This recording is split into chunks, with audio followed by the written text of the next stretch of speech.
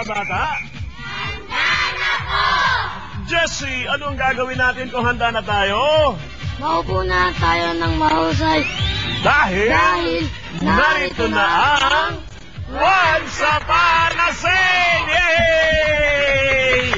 Ito lamang ang tanging programa sa telebisyon kung saan nalalaman natin ang totoong buhay at pakikipagsapalaran ng mga tunay na superheroes at sila'y walang iba kung hindi ang mga banal! Yay! At syempre, kasama pa rin natin ang mga kabataan na mga mag-aral mula dito sa Arlenio Compartment College! Yay! Na ating matatagpuan sa Sabang Baliwag, Bulacan! palakpakan natin at maraming salamat sa mga taga-Baliwag. Hari nawang makita natin inyong Buntal Festival sa darating na buwan. At syempre, kayo man po, kung saan man kayo nararating na ating palatuntunan, hari nawang makadalaw kayo dito sa kanilang napakagandang simbahan ng Our Lady of Mount Carmel. Ano po? Maraming salamat na puli kay Father Ibarra Barry Mercado at sa lahat po ng mga parishioners ng inyong lugar. Kay Tita Babes, kay Mr. Elvira Bautista, at syempre kay Mr. Alan Tenco. At sa lahat ng inyong mga kasamaan, thank you very much. At syempre, ano ang pangalan ng santo na ating pinag-uusapan ng buhay? San Conrado. Alright, si San Conrado. Ano ang inyong natatandaan tungkol kay San Conrado? Ha? Ano ang mga bagay-bagay na mga values na ating natatandaan kay San Conrado? Anybody? Come, bilis. Sabihin natin, asan na yung microphone natin? Hala, asan na yung microphone? Ano natatandaan natin niya? Lapit dito na mabilis. Si San Conrado ay... San Conrado ay mahilig mangaso at sinunod niya ang libatan para makalabas ang mga uso. Okay, ano pa natatandaan natin sa ginawa ni San Conrado? Anybody? Ano natatandaan nita? Yes, come on. Don't be shy. Si San Conrado ay... San Conrado ay madalas nagsisimba, kaya kilala siya ng Madalas siyang nagsisimba. Very good. Ano pa ang ating natatandaan? Jessie, ano natatandaan natin San Conrado? Inamin po niya yung Inamin niya ang kasalanan kanyang na kasalanan. Anong palagay mo, Jessie? Tama ba yung kanyang ginawa? Opo. Ikaw ba, pag may nagawa kang kasalanan, naaminin mo na ikaw nakabasag ng pinggan? Halimbawa? Halimbawa lang. Okay. Aminin mo rin ba ikaw kumuha ng pera sa wallet ng daddy mo? Halimbawa lang. Aminin mo rin ba na ikaw ay nagdadaya minsan? Palangpakan natin si Jessie. Siyempre, hindi yung ginagawa ni Jessie dahil yun ay hindi tamang gawain. Ano pa ang mga natatandaan natin? Sa dakong huli, naging mahirap sila. Nawala ang magandang karwahe, nawala ang magandang bahay, nawala ang mga tauhan, nawala lahat. At higit nilang nakilala nang mawala na ang lahat ang pag-ibig ng Diyos. Lalo silang naging madasalin na huwag silang pabayaan. At sa tulong ni Eufresinia at ang sabi ni Eufresinia, nalulungkot ako sa nangyari sa atin. Dahil lamang alam ko gusto mo akong bigyan ng regalo. Hindi ko kailangan ang anumang material na bagay. Ikaw lang ang kailangan ko, Conrado. Sa pagkakataong ito, pati na ang natitira nating damit upang maramdaman natin ang pag-ibig ng Diyos, ibigay na natin sa wala. At ibinahagi nila sa lahat ng mahihirap ang mga natitira nilang ari-arian. Si Eufresinia ay sumali sa Poor Clares na mga panahon sa Italia ay kumalat na ang samahan ng mga Poor Clares noon ni Santa Clara. Samantala, si Conrado ay sumali naman sa Franciscan Tertiary Hermit. Naging isa siyang ermitanyo. At wala siyang ginawa doon kundi magdasal at pagsisihan ng kanyang kasalanan. At sa dakong huli, naging isa siyang banal. At minsan nakita niya na naman ang isang magsasaka ng may sakit. Sino ang naalala niya?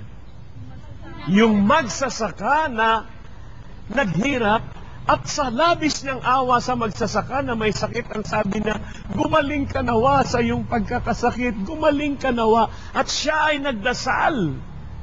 Sa gulat ni San Conrado, gumaling ang may sakit. Nagulat din siya. Sabi niya, ano yun? Nalaman ng kapitbahay at hininga ng tulong si Conrado na pagalingin mo rin yung aking anak na may sakit. Nagdasal si Conrado at gumaling din ang batang may sakit. Dinala doon sa manugang na may sakit. Dinala saan na may binatang may sakit. Dinala sa dalagang may sakit. At lahat ng dinadasalan niya ay gumagaling. Hanggang ang mga tao sa Piacenza at sa mga kanugnog at karatig na bayan ay nagpupuntahan sa kanya para hingin ang kanyang kamay na nakapagpapagaling.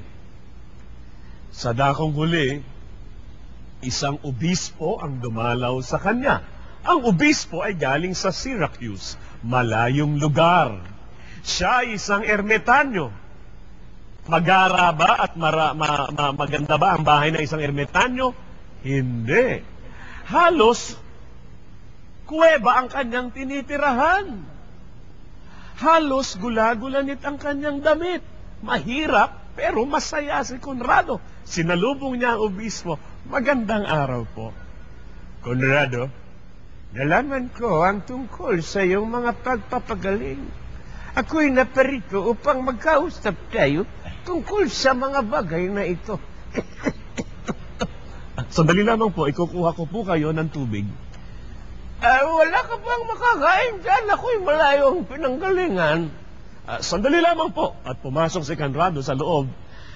At alam mo ba, maging ang obispo ay nagulat dahil sa lumang bahay na halos kuweba na lamang na tinitirhan ni Conrado, naglabas siya ng malamig na tubig at napakasarap na cake.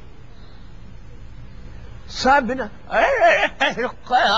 cake! Cake ba yan? At kumain po kayo. Conrado, saan ang galing ang cake? Hindi ko rin po alam. Subalit pagpunta ko po sa aking kusina, ay nakita ko ang cake. Baka nga totoo na itong si Conrado ay binayayaan ng Diyos. Bueno, Conrado, ako'y hindi na magtatagal. Sandali lamang po. Mahal na obispo, ako po'y nais mangumpisal. Sino sa inyo ang nangungumpisal? Taas ang kamay ng mga nangungumpisal? Ang iba, hindi ba nangungumpisal?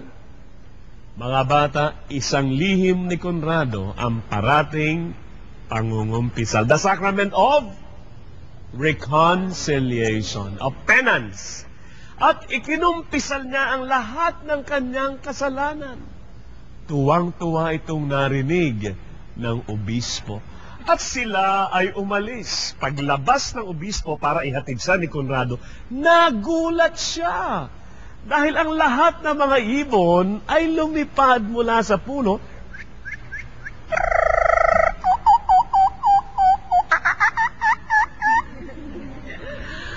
at lumapit lahat at dumapo sa balikat at ulo ni Conrado at kanyang mga kamay. Sabi na, ay ikaw ay isang tunay na kahanga-hanga. Pati mga ibon ay lumalapit sa iyo. Pagpalain ka ng Diyos sa ngalan ng Ama at ng Anak at ng Espiritu Santo. Amen. Si Conrado ay namatay habang siya ay nagdarasal at nakaharap sa krus. Pag nakita mo ang kanyang larawan, siya yung santo na may ibon sa kanyang balikat at hawak-hawak ang banal na krus. Si Conrado na nagsisi ng kanyang kasalanan, binayaran niya ang kanyang kasalanan, hindi siya nawala ng pag-ibig sa Diyos at sa dakong huli, ano ang kanyang lihim? Ang pangungumpisal. Mga bata, napakahalaga. Leksyon mula kay San Conrado, ang pangungumpisal. The family that prays together stays together.